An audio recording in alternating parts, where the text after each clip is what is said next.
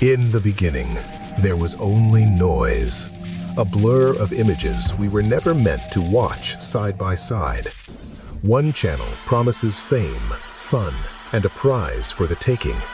A world where every emotion is packaged for applause. And the next channel shows war. Young people fighting, bleeding, disappearing into the dark. On a sleepless night, Suzanne Collins flipped between these worlds, entertainment and annihilation, until the borders between them began to melt. What happens when suffering becomes spectacle? When war is consumed the same way we consume a game show? When the line between performance and death disappears? That was the moment she saw the truth. A truth so unsettling, it would ignite one of the darkest stories of our time. This is the story of Suzanne Collins.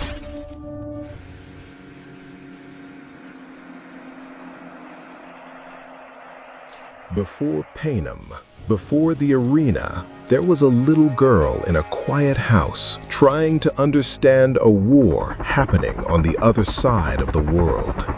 When her father left for Vietnam, they told her he was going to a jungle. To a child, a jungle meant adventures, colors, characters who always survived by the end of the episode. But one evening, the cartoons ended and the news began. The same word, jungle, suddenly meant fire, screaming, death, and she realized her father wasn't in a story. He was in danger. The house became a waiting room. Every ring of the phone, every knock on the door could be the one that changed everything. Her mother tried to stay calm, but children feel what adults refuse to say. Suzanne developed a rash doctors couldn't explain. She called it useless, but it wasn't. It was the body of a 6-year-old girl carrying a fear too big for her heart. Weeks passed, then months, no letters, no certainty, only the long, suffocating quiet of waiting for a telegram that might never come. When he finally returned, he was not the man who left. War had carved him into someone quieter, smaller, older. She saw it instantly, the way he drifted when people spoke, the way his gaze wandered somewhere no one could follow. Vietnam didn't stay in Vietnam. It came home with him, in his nightmares, in his tremors, in the memories that broke through his sleep like bullets. This was the moment she learned the truth. War does not end when the fighting stops. It keeps living inside the people who survive it. She loved her father, but she also feared the thing that had taken part of him away. And that fear, that intimacy with trauma, became the heartbeat of every story she would ever write. Before she wrote about children forced to fight for survival, she was a child watching the man she loved fight battles that never ended. This is where the Hunger Games truly began.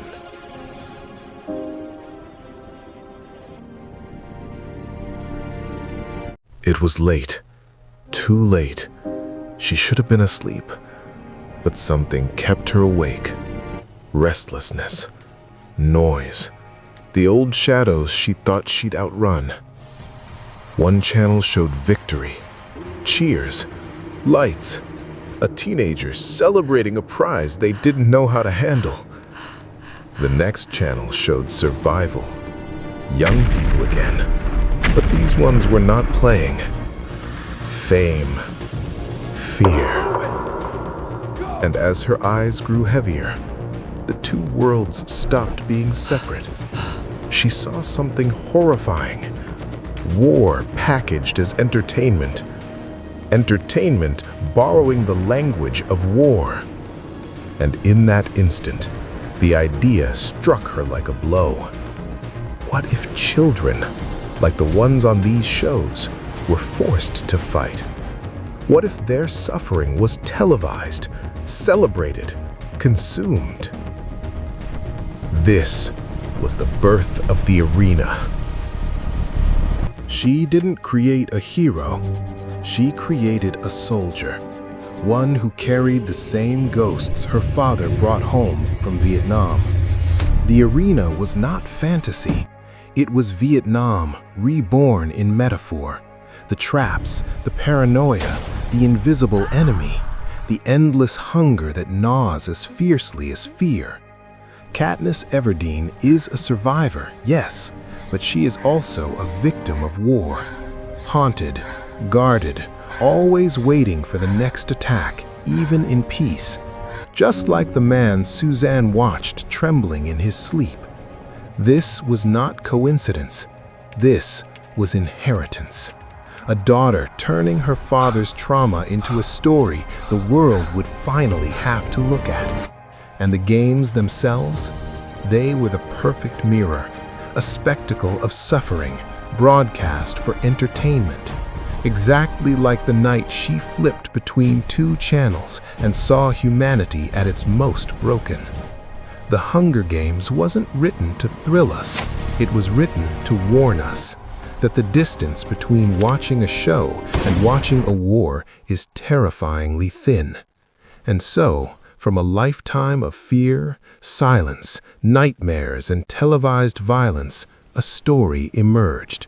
A story meant to confront the world the way her father's trauma once confronted her. This is how Katniss Everdeen was forged, not in fantasy, but in memory. The Hunger Games was never truly a warning about the future. It was a reflection of the world Suzanne Collins already saw forming around her. We tell ourselves that Panem is fiction, that the capital is an exaggeration.